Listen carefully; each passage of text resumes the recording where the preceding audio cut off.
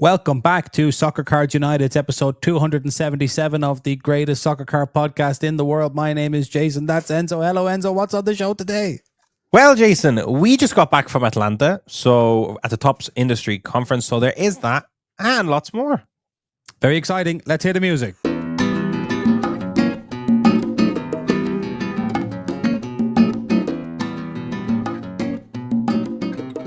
Okay, Enzo, as you say, we spent the last few days in Atlanta, Georgia, in the United States for the Topps Industry Conference. And there's lots to talk about from that conference, but I thought we'd start with some of the soccer-related news, considering we're the world's greatest soccer card podcast. I thought we were going to go chronological from the whole trip. Not in terms of news, but we were elsewhere prior to the industry conference. Is what I was. Do you want to start with that, or do you want to? I think so. Like, where do you have that in proceedings? I don't have that in. Right. Well, I'd like to add it in. Okay. Can we just get through this soccer news and then do that in the next segment? Okay. Just because I feel like people want to hear the soccer news. That's fair. That makes sense. All right. Well, maybe we add it into any other business. All right. Stay tuned for any other business at the end of the show to hear.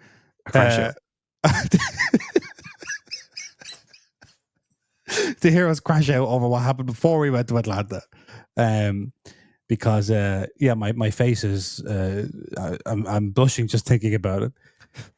For anyone who's not watching, I look like a tomato at this stage. Enzo stressed me out with that. Right, the Premier League license kicks in on the 1st of June.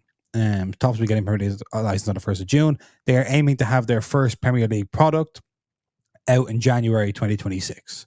Yeah, which means Panini Prism, of course, just came out, Jason, which means we're going to have a very long... Obviously, Panini's going to have Select and they're going to have Impeccable. Maybe they'll throw something else out as well. But those are the three we kind of expect every year that are in the calendar at the moment. Kind of means we might have a big gap. Like, basically, the Topps products are not going to fall midsummer on top of the Panini product. The Panini product's going to have space to breathe. And then we're getting a January... from the 1st of January, we're going to have, I think, Topps Chrome Premier League. The return of Topps Chrome. One thing that actually wasn't mentioned is... they're getting the license and then they're doing the first hobby release in January. They didn't rule out, and I'm just suggesting this off my own back, the idea of an on-demand set or some sort of an e-commerce set as well being produced in that time. We've seen those sets can be kind of deployed and shipped much more easily than a hobby set. So I'm not saying they didn't say anything about that, but there is a chance that we see something like an on-demand set coming out, or maybe they'll start doing Topps now or whatever. Because obviously the season starts in August. In terms of a lineup, as you said, they're starting off with Chrome, and Chrome is only one of 5 initial hobby products that they're putting out. Yeah. Chrome, Finest, Merlin, Pristine, and Royalty. So that is 2 more than Panini straight off the bat.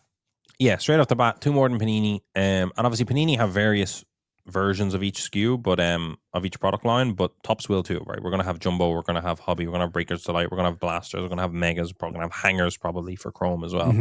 From 3 to 5, I think is a big jump, especially like there is more kind of variance in those products to a degree. Obviously, Topps Finest, Topps Chrome, and Topps Merlin are going to be very similar, I think. Merlin, whether that's Merlin Chrome or whether that's actually a different take on Merlin, because I think it might be a totally different, like totally Merlin brand, but different take on it. Right, okay. Pristine, like so far in soccer, we've only had one experience of Pristine, and it was a very negative one. I kind of feel I'd love to talk to baseball people on this, Jason, because I feel like Pristine is like an acquired taste that I don't think anyone's ever acquired, to be honest. Yeah. But for me, I like the packs inside packs inside packs. I actually love that format. I think the actual design itself is just terrible for Pristine. So I'm not excited for Pristine, but it'll be a novelty for people. It's different. It's definitely a different experience than having a Chrome box. So I don't hate it. And Royalty, thus far, we've only really had UFC Royalty. I'm not sure if basketball or NFL have had a Royalty release yet. I know tennis is supposed to get one, but Royalty, anyway, with UFC Royalty has been a hit. One of the nicer. They bring out a new brand. It's higher end and it's actually well received. Royalty so far has been good. I'm tipping tennis Royalty, Jason, to be a desirable set. Right. So we'll see what Royalty can do. Royalty is kind of, I guess, is taking up the mantle of Impeccable. in terms that's your high end. No, it's not exactly the same. But that's kind of taking your mantle. You might say Chrome is obviously doing Prism. Yeah. And then you have Finest, Merlin, and Pristine going where Select was. And Select used to have so many hits in it that it's fair enough to have 3 for 1. But yeah, I think I'm concerned. Like, I'm excited about the product, but I'm concerned about that release schedule of 5. Like, because like Premier League products just generally don't perform particularly well. So that's going to, like, the price point, the print run are going to be important.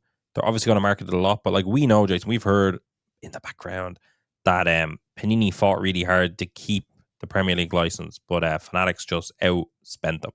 So they obviously, in the background of it all, they have a big sum of money to try and recoup for this license. And 5 SKUs kind of shows us where we're going with it. I just don't know, will the price hold up? And that's the main thing. It's kind of like, are they going to price it 250, 300, kind of similar to the way Panini are dropping Prism? But there's 5 SKUs. Is it like, I'm just super interested on, I suppose, the secondary market mechanics of these sets. But I am confident in the Fanatics product team to make these better products than Panini have made, just because I think that's been one of the better parts of this kind of Fanatics takeover of Topps was soccer product quality has improved. Even if the rookies aren't there, they've made the products deeper, more legends, more doubles and triples and quad autos. That makes sense. More chases and stuff like that. I'm hoping to see a Premier League debut patch and stuff like that. To really add to the chases, that would make sense to feature in royalty or something like that. Give us a big chase. So I'm kind of cautious though. I'm a bit scared, but I'm also kind of, and I'm also scared because, Jason, I think you've said this before. No one in Europe ever really had access to Panini product well. No. And I feel like now, and the price still didn't particularly perform well. Now I feel like there's going to be a lot more access. Yeah. It's hard to know if that's good or bad for the product. We were just chatting off air about Panini Prism, and I was talking to a distributor, and they were telling me that Panini Prism Premier League, really in Europe is not popular in continental Europe. You know, it's obviously there are pockets of interest. You know, Scandinavia is really into the Premier League, etc., etc. The UK and Ireland, obviously as well, but then in the likes of Germany, in the likes of France, the likes of Italy, all of whom have multiple businesses now with Topps direct accounts.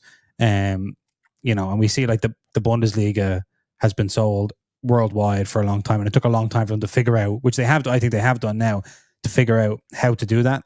So the question is, when the Premier League comes out, are all the markets going to want it? Because David Liner, who's I think the president of Topps is his title, but I thought he was president of trading cards.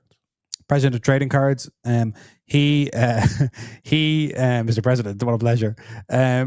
He has previously described the Premier League license as a crown jewel for Fanatics and for Topps. So that's really interesting. There has been a kind of a debate raging amongst our soccer card content peers since this 5 SKU news came out as to whether or not the market can handle it. It remains to be seen, I would say.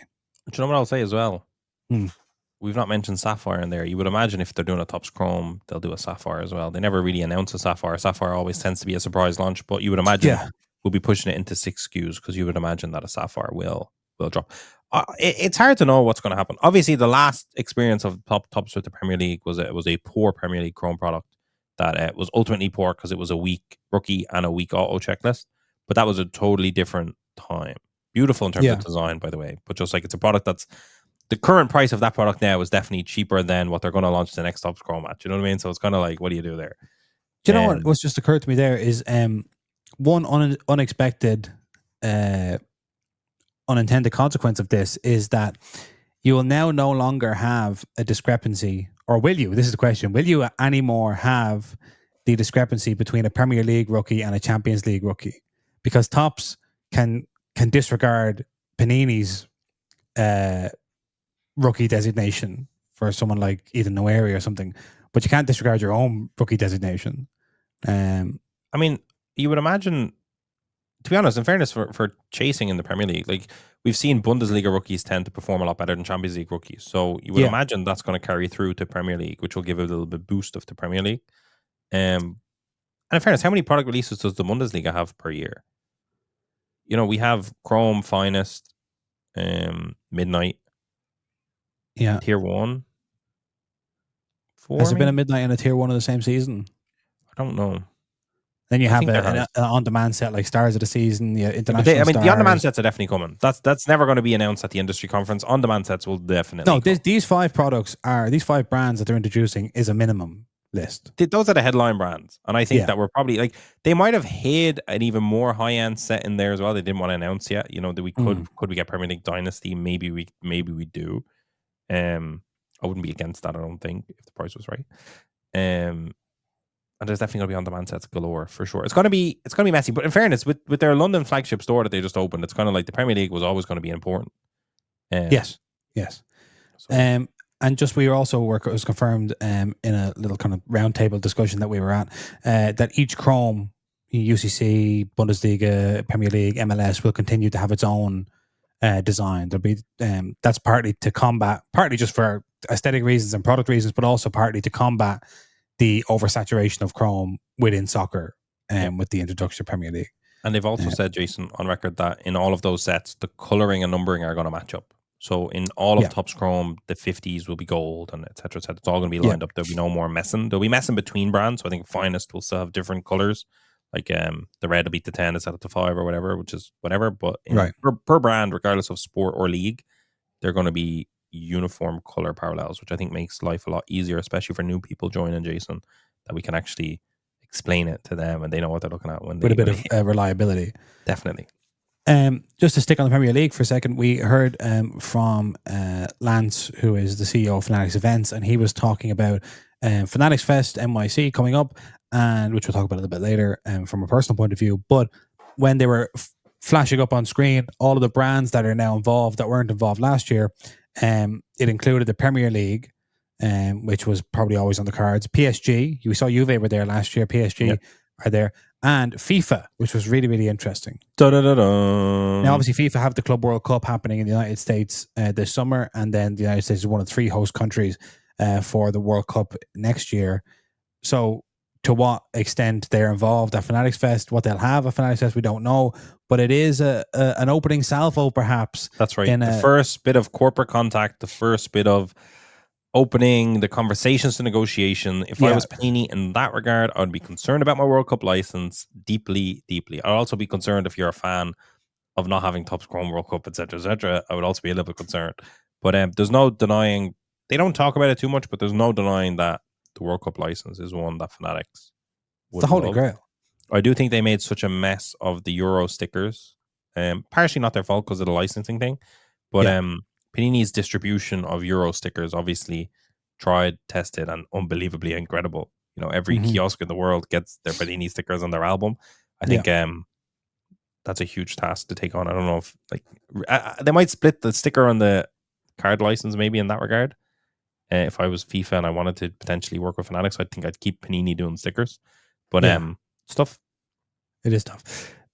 We also have a UCC definitive project or product back on the calendar, and that's coming. And that's going to have such things in it as a UCL trophy shaving relics, or shaving of the UCL trophy, and the Ballon d'Or red carpet as well. So and generally, I will say, featuring prominently in all of the product presentations was stuff like corner flags, bits of nets, cuttings from stewards' vests, all this kind of thing. Just in terms of that, and all Thor's of these hammer, Thor's hammer, Jason, is going to get chopped up and put into a card. And chopping up Thor's hammer, and Captain America's shield. Good luck chopping those two. Yeah, I think they're pretty famously rigid, unchoppable. That's right. Michael Rubin attempting to pick up Thor's hammer. There's a little image for you. Anyway, what do you think about all this stuff, Enzo? Do you just think the more the merrier? Stick the blades of grass in, stick the boots in, stick whatever in. I think some things are more stickable in than others, Jason. I would say. Please keep it clean, Jason. Keep it clean. I don't know. I'm not against it. It's just it's better. Some of the things are ridiculous, and I think it's different strokes for different folks. I think some people will be into it, some people won't. But I think, when you're talking debut patches, when you're talking game use stuff, when you're talking the shavings, confetti, that stuff, I don't really care for. The net relics are good. I think there's more relevance to that, like the actual goal net pieces of the ball. We've seen a Topps now, Jason, with Thomas Muller's boot that was really nice cool. tops now. Yeah. It was 500. But I think, but that's the thing. To be honest, people like to criticize Fanatics and tops, but I think you cannot criticize them for trying. You know what I mean? Like I think they've thrown a lot of ideas at a wall, and some have stuck, and some have been like, we may never see them again because why did they do that? But if you're talking net relics, big win. Obviously, debut patches, huge win. The boot relics look really good. They look significantly better than like the stud relics that used to be giant bricks. Like, do you know what I mean? It's like use the very famous side of a shoe where you have the Adidas logo. Why would you not do that? Why is that not something we do? So I think some of the things will work, some of them won't. But ultimately, like, you can't, like, they're actually in just idea creation. They're genuinely in innovation mode where they're trying to like, it gets a little bit ridiculous because you're like, how many things can you do to a card to please people? What are you doing? But on the flip side, it only takes one or two of those things to catch on and become the norm. Then, you know, that's how, like, I'm sure back in the day when Panini were trialing various inserts and case hits, the kabooms came out and people might have been like, what are you doing? But the kabooms worked. I'm sure there was a graveyard of other ideas that didn't work. And I think we're kind of in that stage. I just hope this stage continues as we get deeper in, because it's easy to come in with fresh eyes and go, here, we want to revamp, this is what we're going to do. And then 3 years down the line, when the innovation stops. Well, you know? we're gonna talk about that later, right? That's a point I want to go back onto. And then also we have confirmed, I think, that there will be another edition of Soccer Dynasty, which may seem extremely vague because, of course, they were going to do another Soccer Dynasty at some point. But I can tell you that there is another Soccer Dynasty coming, and it may or may not be releasing this season or next season, and it may or may not be covering last season or this season. No, so there's definitely going to be a 24-20. No, there's a 25-26. No, there's a 24-25 guaranteed, but now we think there's a 20. Like, the Lamine Yamal is going to have a rookie patch dynasty card, but we don't know if that's coming as part of a standalone 23-24 season dynasty, or if that's like kind of like his marks of excellence is just going to show up in a random set and they're going to say he signed it during his rookie season. I don't know. But you know what? I'll say this. I'll clear up the thing about this, right?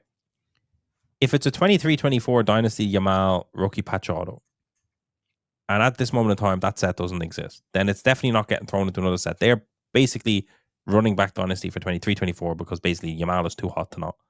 And that's it. That's what's happening. Because the last one was 22-23, was it not? It was 22-23. And therefore, we're getting a 23-24. And I believe we're already set to get a 24-25 because initially they were going to skip 23-24. But obviously, you cannot skip what that little boy is doing at 17 years of age. And it's kind of like, get his Dynasty cards out now before he does his hamstring and never plays again. You know? For sure. And we also know that the next Dynasty will have women's players included in it. But we're not sure if that's going to be 23-24 or 24-25, Jason. Because we were brought into a round table and they said that they're doing a 24-25, which was always what they were saying.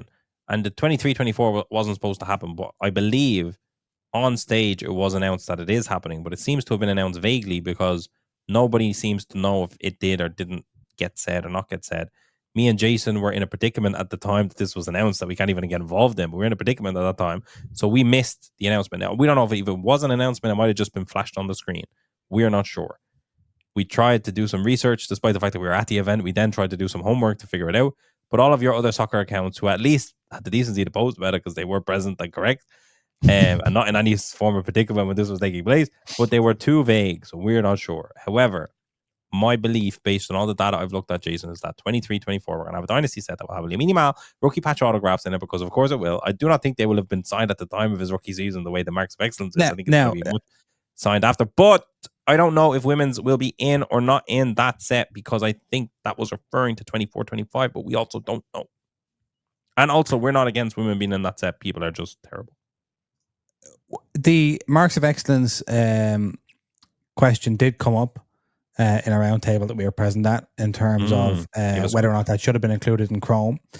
And the options that the Topps team laid out were they could either throw those cards away or use them. But they were confirmed to us that he had signed them in his rookie season, but there hadn't been the opportunity. There wasn't enough products basically to put all of his marks of excellence in, because you couldn't just put loads of them in. Couldn't like backload the year, but like at the end of the year, there's all these marks of excellence in these products. So you're getting them all the time. So that came up in the room. There was kind of mixed feelings on it. But considering the fact that the room was mostly full of breakers, everyone was more or less happy that they were included, because it, sells boxes, sells spots. I'm happy for them to be in then out. I will say that. Yeah, and we were assured that they were signed during his rookie season when all the other ones were signed, but just couldn't be included. And then it was brought up that he has since changed his autograph, so time will tell. Yeah, time will tell for sure. And Topps didn't seem aware that his autograph had changed. So if they were in fact not signed during his rookie season, we're going to find out when they get hit. So I'm pretty sure that's all of the soccer news that we have to cover. Let's talk about some general. Is it? Yeah, no. I mean, it's the most of it. Yeah, definitely. I think that's the bulk of it. There are some other. I should say there are some other kind of products floating around out there, but like the main news is the Premier League stuff, and I think we've covered that pretty fascinatingly enough. UEFA Bold wasn't talked about, which was teased at last Fanatics Fest. That just seems to have disappeared off the face of the earth. I don't know why. We forgot to ask about that. That would have been a good question. There was, and this is obviously separate to our thing, there was an off-record chat about boxing cards happening. That was supposed to be part of a conversation that they never got to it. They got too busy. Kind of like what happened to soccer at the Fanatics Fest. Yeah. But boxing cards are coming in some shape or form. We have no clue how. The boxing organizations seem very split up, apart from maybe the Saudi Arabia thing that's going on. I don't know. Right. Boxing cards may be coming, Jason. I don't know if that's something to be excited about or not, but it's nothing to do with soccer unless we're talking about Wayne Rooney and his celebration where he got knocked out. But yeah, there you go. There was, I just want to say as well, on a general note of soccer, it came up a couple of times as to whether or not soccer would be knocked down the pecking order by these new licenses. We were told that Topps have invested very heavily in new printers, both acquiring printing companies and also buying physical, actual big, printers and stuff. So soccer is not going to see a reduction. We're not going backwards on soccer just because the NBA is getting added and the NFL is getting added. Soccer is definitely seen as kind of the next in line, and everyone at Fanatics, I would say, seems pretty excited about soccer in terms of a growth opportunity. They think it has a long way to go, as do we, I suppose. Yeah, I mean, look, if I could invest in anything, I'd invest in Chromium stock, Jason. Because Fanatics are going to be printing a lot of it over the next decade, I would imagine, or the next 100 years if you take your info from Michael Rubin himself. Yeah, I don't think anyone's told him about lifespans, I guess. He has access to. He's going to just be on kind of. He's going to be on the Steve Aoki cryogenically frozen. Yeah, and he'll be brought back to life to wreak havoc on the hobby yet again. He'll be brought to life at every Topps industry conference. That would be mental. Defrost him once a year. Tell him what's happened and let him.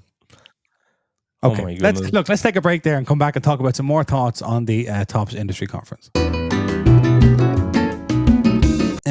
Enzo, I have some points here that I've written down, but please do not take them as limiting in any way. You feel free to take this conversation in any direction you want to go.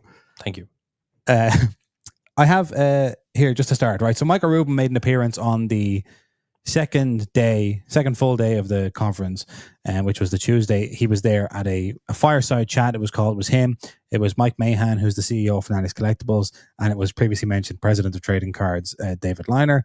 And it was Michael Rubin. Hosted by Avery Jessup, CEO of Trading Cards, I believe, or CEO of Fanatics CCO. Is it CCO? Chief Commercial Officer, I believe, yeah. That's right. And he actually told, just behind the scenes, he told the crowd before Michael Rubin was about to be introduced that this has been a great weekend and obviously great to meet everybody, but the energy here has been a little bit low. So if we could just up the energy, because don't embarrass me in front of all of these people who I work for. And I'd say, like, whatever his salary is, he was worth every penny by being able to identify and subsequently acknowledge that the vibes were not exactly vibey at this conference.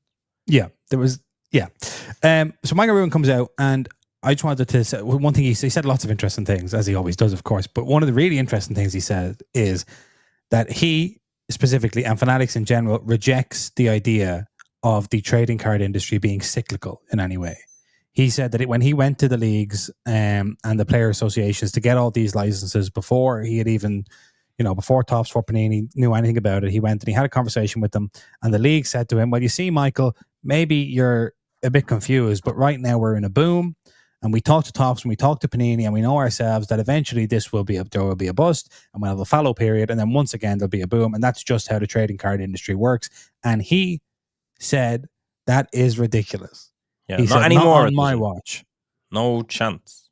So people, it still regularly comes up. It's still a commonly held belief, I would say, in the card world, that there are booms and busts. Certainly in Pokemon there are, and sports cards there always have been as well. But just to let everybody know that as far as Fanatics are concerned, we have had our last bust. This line is never going down again. We'll never bust. No matter how many Premier League products we make, the bust ain't coming. That's what they say. It's boom times only from here on in. And I've never heard of somebody with that attitude getting their comeuppance at some point. But that's all. And so when you heard that, how did you feel as a business owner in the hobby space? How did that make you feel? Like prior to that, Michael Rubin mentioned that he purchased Topps at a high. So that was interesting. I bought at a peak. But I refuse to let that be the peak because I'm Michael Rubin. Mm-hmm. I don't know. My biggest thing that I'd love to ask a significant series of people in the hobby is: do we anticipate Fanatics doing an IPO? If so, when do we envision that taking place? Because if I was eventually planning to do an IPO, I too would say this is an unbreakable steam engine, an unsinkable ship. But in fairness, I mean, I think the biggest unlock and the only thing that can only give some form of credence to that, like, of course, there's always going to be booms and busts, but in terms of that's at a macro level. In terms of a micro, and it depends how macro you want to go, right? Like in terms of micro, which you could consider to be the next 10 years, right? Mm-hmm. They identified successfully that nobody marketed the hobby. So they're like, if we market, it's like, that was a huge thing. There's booms and busts, but the demand has not hit anywhere near a plateau if we actually increase that demand by actually marketing, which they've obviously done an incredible job at. In fact, I'd say a lot, like product development and marketing are the two main kind of operational things that they've done. I honestly think they've been getting distracted by buying up every other adjacent industry that they possibly can in terms of live selling, marketplaces, don't even know, events. Like I think all that stuff has actually taken away a little bit from their kind of normal game of product innovation and marketing, social media, etc., etc. But yeah, it was a bit crazy. He just said like it was almost like a Wolf of Wall Street. I'm not fucking leaving kind of moment. It was just like, yous are all in this room and yous all benefited from the last couple of years. Y'all thought COVID, it was going to go bust. We prevented it from going bust. We've kept the hobby on life support basically, and we're going to keep doing it. I have written down here as well that, and this touched on that, is that they strongly believe that they can innovate their way to infinite growth. So whether it be like red rookies, MVP buybacks, having a great list of signers for your products, like and we talk about this when they talk about like the putting confetti and stuff in the cards. They basically don't put a ceiling on how interesting a trading card can be to a general audience. And I would say that is the key difference between them and everyone else who's ever worked in the industry. Yeah, I would say though, booms are like busts are not. Are you all right? No, I put myself on mute because I just needed to clear my throat a little bit. But I just think okay. A bust is not a bust if you've seen it coming. And like, don't get me wrong, like there's always people that go, I seen that coming a mile off. But like no one can pinpoint it. If people could pinpoint the moment stock goes down, quote unquote, then they'll know when to buy it and when to sell it, etc. Like that's the only thing that semi-concerned me, is that they all kind of kept acknowledging we're not going to let overproduction happen. There was various times they said that we want to release products that the price doesn't actually ever go up. We want to kind of maintain the market and maintain accessibility. Yeah, if somebody, if which we've talked about before as well, if somebody wants to enter the soccer hobby and you tell them buy flagship, then flagship should always be around the price it released for. It shouldn't ever be like, well, I tried to buy flagship, it's gone up to 250 quid. Yeah, so that's a case of quote unquote oversupplying to a point where the price maintained at the price it should have been and preventing that scaling. Whereas something like Dynasty, they're kind of like, market's going to market. Everyone that's already owns a business is going to benefit from that, and we're okay with that, and that is what it is. But like, yeah, for me, it's like, again, no one can truly pinpoint when a bust happens.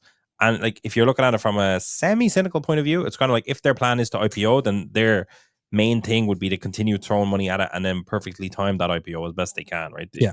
But like, a bust can happen randomly. We've seen that, like, whether it was tariffs, whether it was COVID, there are a lot of things in the global space that can really impact unexpectedly, that could really throw off the kind of infinite growth hypothesis. Infinite growth hack. The infinite growth hack that we all wish we had. Yeah. But yeah, I suppose it's kind of like it's good and it's bad. I don't know. I suppose how things pan out over the next 5 years is what will dictate how what we all witnessed at the conference will be perceived. It will either be they were so far up their own, or they knew what they were doing and they weren't going to stop. They are ultimate operators and they're going to keep operating and they know this hobby can still grow, etc., etc. The problem I'm kind of seeing at the moment is I feel like the growth in selling boxes keeps going, but the single prices, whether on the low or high end, seem not to be growing. Like I haven't seen I don't know, like Ronaldo rookies are way lower than they were during COVID and stuff like that. Obviously, that's various reasons. That's Ronaldo, etc. But like, are kind of old, like, where is the Michael Jordan Fleer card compared to COVID times? Do you know? Yeah. Because if we're growing the way we're growing, but then you might say, we're adding in children and we're adding in new people to the hobby that are not straight away going, Gary, give me one of those Jordan 86s. Let's get going. So I don't know. I suppose a lot of what's happening now will have long-term implications. We know from the European point of view, there was a lot of people from the UK and Europe at that conference for the first time ever. That leads to growth. They said there was 13 or 14 countries represented. And Michael Rubin was fuming and said there should be 200 plus countries represented. We're nowhere near it, which is like that's a fair point. It's kind of like we're talking about this hobby kind of almost being as big as it can get, and it could be ready for a bust. Meanwhile, in terms of businesses in the room, there was only 14 of the 200 plus countries represented. I think there's only 192 countries. 192? Okay, great. I thought it was like 213 or something. 192. It depends. I mean, depends what way you count, I suppose. I guess how you count. I guess. It gets a bit dicey. But like the point is, less than 10%. Yeah. But yeah, I don't know, Jason. It's it was an interesting thing to say. And I thought it was very interesting to say without real press in the room as well. Like, you know what I mean? That was a very insiders club vibe, that industry conference. It was kind of like, and we're all going to make it. Was not shared, I don't think, based on the looks on people's faces in the room. That attitude was not one that was shared by the majority of people there. There was a lot of people who I felt were not kind of picking up what he was putting down. Yeah, like in fairness, we said like during the final fireside chat, which was the last thing before the conference essentially ended, there was a variety of people that just kind of left. In the middle of those four kind of powerhouses in the industry, Michael Rubin included, the CEO of the whole shebang, who were described, by the way, as some of the most iconic leaders in the Fanatics business. Self-described, yes. So many people kind of stood up, walked out, and me and Jason were sitting near the back of the room at this stage, and I kept saying to Jason, look at the grimaces on people's faces as they walk out, and everyone was kind of now equally kind of just, and in fairness, it was a conference, like it wasn't a convention, you know what I mean? We were at essentially work meetings, technically speaking. An industry conference is not really, but yeah, a lot of people looked a bit unamused and happy enough to go like, I don't really care what else these people have to say. I'm just going to exit now and collect my little goodie bag. I'll happily listen. I'll take the goodie bag, but I'm not listening to the. Yeah, I'm not listening to this. I don't need to hear this. This is above me. But go ahead. No, that's. You mentioned other things that they're doing. Maybe that's, in your opinion, maybe slightly getting away from the product innovation and the marketing innovation that we've seen that they've been really good at. One thing I really want to tell people is, and this is something that I kind of dawned on me, and I've slightly corrected myself on it, is they are not joking about Fanatics Live and Fanatics Collect. That is not like, I think there has been a temptation among people in the industry to kind of go, yeah, Fanatics Live, Fanatics Collect, PWCC, like it's a bit of a joke, like, it's not really going to happen. Like it's not, they are not joking about this at all. They fully expect Fanatics Live to be the number one live selling platform in the hobby and Fanatics Collect to be the number one marketplace in the hobby. And they expect it to happen relatively quickly. And I would say if you're out there and you're listening to us and you're watching breaks and you're going into shops and you're listening to other content creators, fully expect those content creators and breakers and hobby shops, anybody who has any business relationship with Fanatics, fully expect them to start evangelizing more and more about Fanatics Live and Fanatics Collect, because it is like expected and valued, and you are marked against it by Fanatics. Like they are not just saying, use these if you want. They're saying, listen, if you're on Team Fanatics, you're pushing Fanatics Live, you're pushing Fanatics Collect. Yeah, we're not going to force you to do it, but you will. If you know what's good for you. Yeah, you'll feel the wrath. They put up basically like a seller scorecard, so they're going to be moving this. I think this is more so American. Obviously, it's going to go into Europe, Asia, and everywhere else. But obviously, rolled out first in the United States is a seller scorecard, which is going to dictate how any hobby business gets its boxes. And Mick, there was a various criteria. It was very clear. And Jason, we felt happy about this because although we're European and it doesn't necessarily apply to us yet, it'll probably roll out in 6 to 12 months or something in Europe after they trial it in the USA. We felt like we've been killing it. Like we've actually unknowingly to a degree been checking the majority of the seller scorecard boxes off, buying, supporting the whole portfolio, not turning away allocation. By the way, if anybody wants to buy some basketball sapphire on SoccerGuideUnited.com, please do so. Because I've been supporting the whole product portfolio. X-Men Finest. Yeah. It's been hurt. Garbage Pail Kids, Stranger Things. I've been supporting this whole portfolio. Yeah. And to be honest, for them to stand up in front and talk about the people that are not supporting the whole portfolio, I'm like, what's that option? Yeah, I didn't realize. I thought that was... Have you been on Easy Street? Like, does your performance to date count towards this? Or is it like seller scorecard comes in and everything that happened in the past is in the past? But supporting the Fanatics ecosystem made up, I think, like 20% or 10% of your seller scorecard. So that is Fanatics Collect, Fanatics Live, Fanatics Events, Jason. Paying on time was one. So like, come on, people, gotta pay on time. You gotta pay on time. You gotta pay on time. And then just like education, content creation. You know, look at this podcast, Jason. Come on, all day. If this has not been education, I don't know what has been. Hosting Dublin Card Show. There's a variety of things that we've just naturally done. Fanatics Fest, we were there last year, Jason. Let's talk about it. Fanatics Collect, we have not. We tried to buy a card on there once, and the person wouldn't accept our offer. So I don't know what more they want me to do. We actually, here's one for you. We submitted some cards to Fanatics Collect last year at Fanatics Fest. That's as now. If we're not company men, I don't know who is. No, I don't know who's like. We'd use Fanatics Live, only they won't let us because we're in Ireland. So that's not. Like, surely does that count against our seller scorecard? You were born in the wrong place. Sorry, boys. Relocate, please. But I believe there's a slim percentage in there marked geography and the coefficient. So that's right. There's a geography coefficient. God. There's a geography coefficient. So basically, I just wanted to tell people who are not, because not everyone that listens to this is although a lot of people are in the industry, but a lot of people are. So that was intense. So people that are listening, like, I just want people to know that, like, when you see people out there, breakers, shops, websites, whoever it is, saying things and you're kind of going like, that's not right, or like, why would you do that, or why would you do this, or like, oh, come on, like, these guys are like, I'm just telling you, like, they're not sucking up to Fanatics. Fanatics are not making it an option not to suck up to them. Like, it is like people's kind of businesses. This is the problem with kind of monopoly talk, is that like people's businesses fundamentally rely on receiving allocation. So if the corporation that says it's not a monopoly tells you have to support our entire portfolio of companies that are not monopolizing companies in order for you to continue to survive in the state that you survive, to the level that you survive, you have to be on Fanatics Live. It's not an option. Then you could argue that it is a bit of a monopoly, because maybe you want to be on Whatnot, maybe you want to be on TikTok Shop, and then you have to be on Fanatics Live because ultimately your boxes come from one source. But at the end of the day, it's like it's above all of us. Like, it is what it is. If your mate had a bakery and was selling you the greatest hot dogs ever, but said, "Yeah, I need to get your baked goods for me," you'd be a bit of a cunt not to do it, kind of thing, you know. And although that's a bit different, that's where we are, you know. Well, I suppose the key difference there would be that's your friend who runs the bakery. Yeah, but I think they consider us friends. They called us friends. They said we were all friends. They called us family. Oh, yeah, that's what that family and friends. Like, I didn't feel like family when I got my welcome. I feel more like family than friends, in that I have certain obligations I have to do, even though I don't necessarily like you. If you didn't friends, like me, I want to be around. I'm happy to support. Family is more like, okay, friends, you have to cut off. Yeah, and you don't get to choose your family, much like you don't get to choose your card supplier. Yeah, that's right. Deals were made above your head. Yeah. I still have a variety of crashing out things I would love to discuss, but I guess I'm being silenced on this. No, you're not being silenced. We're going to get to it. You're going to have the floor in just a minute. I just want to also say one of the trends that we noticed that while we were there is consolidation within the industry is definitely coming.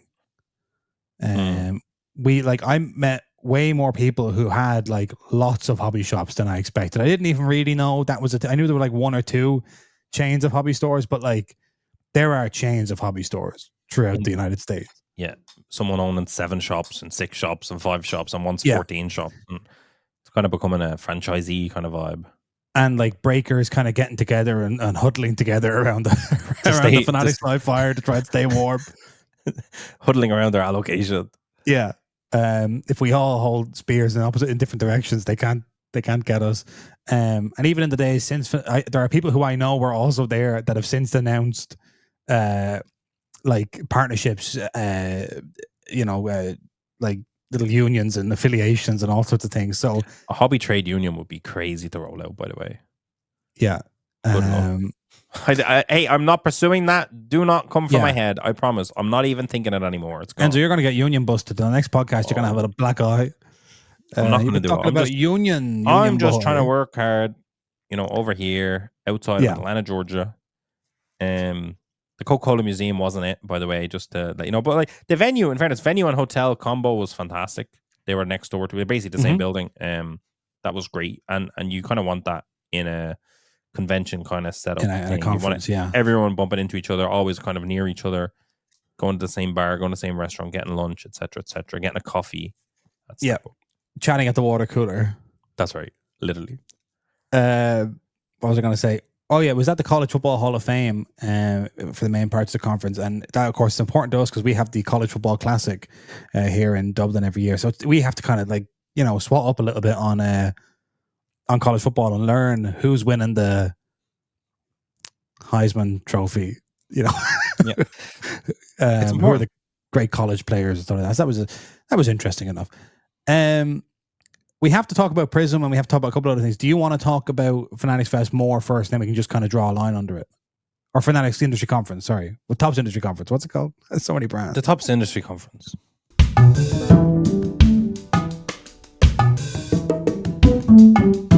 Hey guys, Jason here. So at this point, we did go on and have a conversation about our experience at the industry conference. And although there was nothing particularly negative or particularly scandalous that we went into, we did find upon listening back to it that the tone of the conversation was far from constructive. And therefore, we've decided not to share the conversation that follows about our experience. There was the industry conference. There was sort of a misadventure to do with the Fanatics collectible store in London before we went to the conference. So there's a whole basically like kind of trials and tribulations that we went into in granular detail. And it just didn't seem right for us to get on there and allow our sort of like stressed out, jet lagged selves take over. We have a lot of stuff going on in the background. There's lots of exciting things we're doing, and which we hope to be able to share with you pretty soon around all the various parts of the hobby that we're involved in. So we're really been very busy and a little bit stressed. And I think we got loose in the conversation that followed on from this part of the podcast. Maybe a little bit too loose, overshared, I would say. So we've decided to just take that whole clip, all that footage, and just stick it in a vault. So if you meet us at a card show, meet us on the street, meet us in the pub, if you run into us, you feel free to ask us, guys, give me a little bit of juice, give me a little bit of tidbits that you didn't say on the podcast. I promise you, it's nothing salacious. It's literally just two guys complaining about the details of an extremely lucky life which they lead, which is not a great tone, not a great look for anyone. It's not that we usually let that stop us from complaining, but I just, we had a kind of a moment of clarity, I would say, that maybe this was slightly misspent energy and slightly misguided, some of the bits of the conversation that followed. So listen, we've cut it out. It's in a vault. I have the footage. Oh, I have the footage. So please don't hack us and get that footage. But as I say, it was nothing really. I know what you're saying. If it's nothing really, why are you cutting it out? Because there were a couple of somethings in there, but it's nothing really. So listen, that's it. Unfortunately, that conversation went on for like half an hour, so slightly shorter podcast than we were expecting to put out. But I think it's for the best. I think for the continuation of the podcast, I think for the continuation of lots of different things, it's better if we just cut it out. And so I've made this decision along with Enzo. And it's very rare that we even edit the podcast at all. But we're just taking this chunk out wholesale, because otherwise we would have to kind of go in there and surgically say this, but don't say that, go into this detail, but don't go into that detail. No, let's reorder that. So, and it's just not worth it. It wouldn't be honest really to actually chop up what we said and present it to you in kind of a sanitized light. So instead of presenting it at all, we're just taking it all out. So as I say, if you want to know every nitty gritty detail of our experience at the industry conference, which I will repeat was overwhelmingly positive, apart from a couple of minor details which we personally got hung up on. But you can always buy us a pint, I'm sure, if you see us at a card show, and we'll share those details if we, if we want to at the time. I don't know. Again, it's nothing bad. I know it's like you're protesting a little bit too much. I swear it's nothing bad. It's just us coming off as really overly sensitive and a little bit entitled, maybe. So we decided to just cut it out. All right, that's it. We're back for episode 278 next week. Thank you for bearing with us, and have a great weekend. It's a bank holiday weekend here in Ireland. Is it a bank holiday weekend where you are? Do you have bank holidays where you are? I don't know. It's a long weekend here. So we'll see you next week.